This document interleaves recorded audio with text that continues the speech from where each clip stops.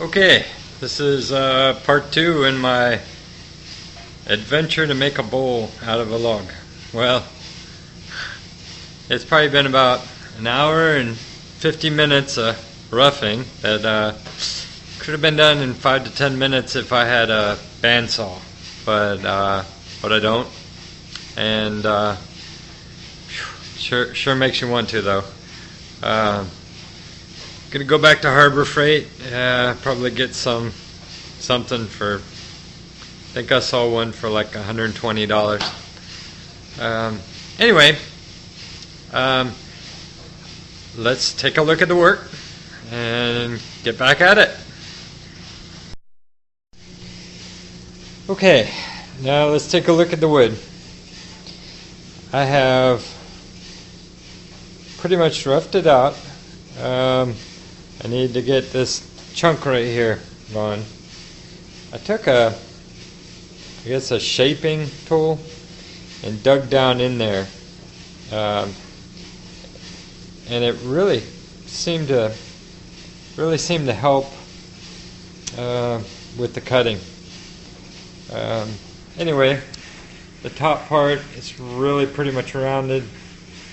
It's not completely all gone yet. The bad part is the bottom. I was hoping to make it sort of flat, but it's going to have to be tapered because of this right here. It was just at a severe angle right there, and so you can see it not flat, but at an angle. And all the roughing that I've done, it's going to have to be more to get to here. Unless I want an odd shaped bowl, I guess, with a big chunk inside that's not hollow.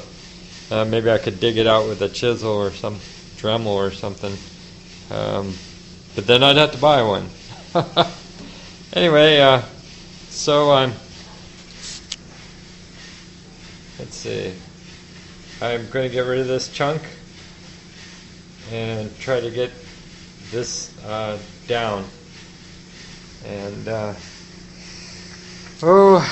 after I do that, I can hit the bottom again, bring it closer to the bowl, and then I'll be able to start hollowing it out.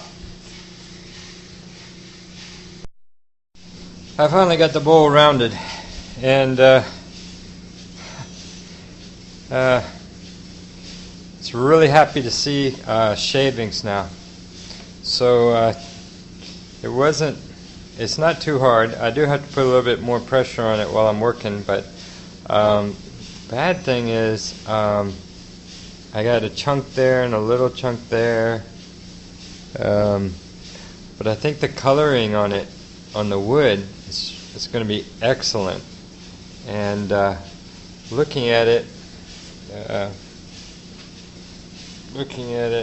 right here, it's well, I don't know whether to just go ahead and leave that or maybe cut part of it to get rid of that. But I wanted it straight on the bottom, slanted on the top, and then a straight lip all the way around. And then this part up here has to go.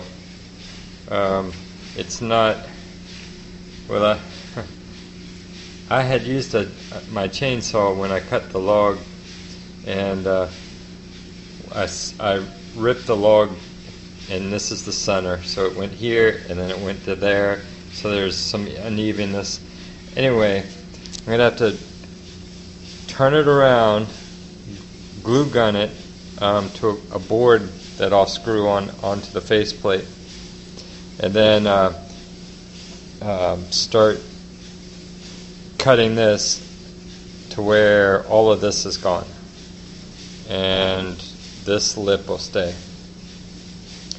And then I'll get to start hollowing the bowl. But for right now, I don't want it to crack, so I went ahead and put some of this Min Wax Paste Finishing Wax on it. And I spread it all over the top here and over here. I didn't put it over here, so I'm thinking I think I'm going to dig through there really deep anyway, so let the moisture come out that direction. That's what I'm thinking. And if it starts to crack where the log, so I think the log is going, I think the log's going this direction. So if it starts to crack, I have like an inch on the top to catch it, and then I'm gonna get rid of that anyway. So that's what it looks like so far. I really think that, you know, the important part on a piece of wood, I think, is the markings, and this is going to be really pretty. So I don't know whether to put it off or not. I got Cub Scouts weekend camping next week, and I don't know. With 3 kids, I got 3 nights of Taekwondo and 1 night of Boy Scouts and 1 night of Cub Scouts, and well, we'll see. We'll see. Oh, and I figured out why people fold the sandpaper into quarters, or even eighths. It's because, not just because of the surface, but when you're pressing down on here, and you have your hand on there, it gets hot, and if you fold it into 4s, you don't really feel the heat. I even used a leather glove, and if you don't fold the sandpaper, the heat just goes right through, and it's hot on your hand even with a glove. No heat. I guess the air and the pressure gives the heat an outlet to come out of the paper and not on your hand. So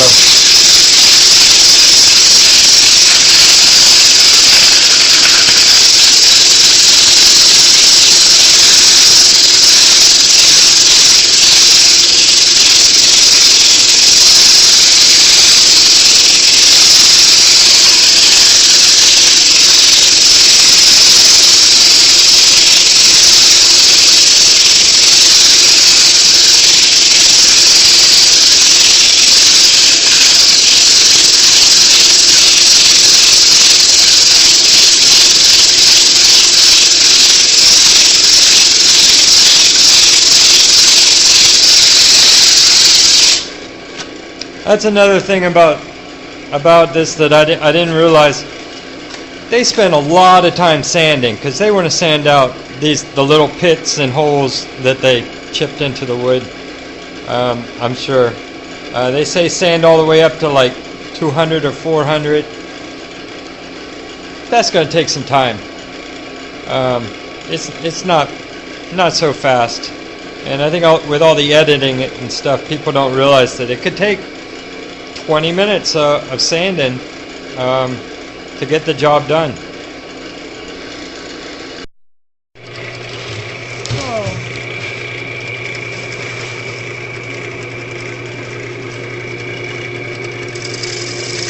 Yeah, I moved to a half-inch gouge,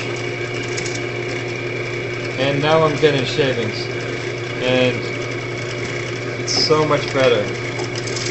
I have so much more control than the 3/4 inch gouge that I was using. Wow! Can you see these shavings?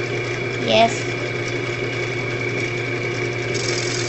Now I'm just going over it, trying to get out some of the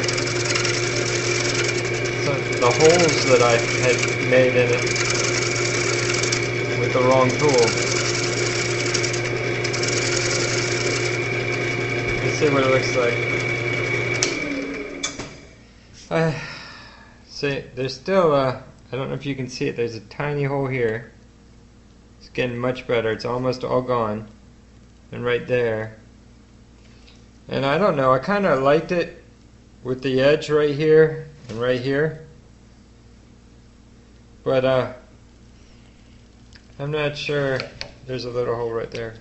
I'm not sure. I should just not do it like that. I don't know. I guess I should do it the way I like it, and that's the way it should be. Look at the markings on this wood. Isn't that beautiful? Uh-huh. So, let me try a little bit more. I'm going to have to get rid of some of this, about a quarter of an inch. It's just too close to the bark, I guess.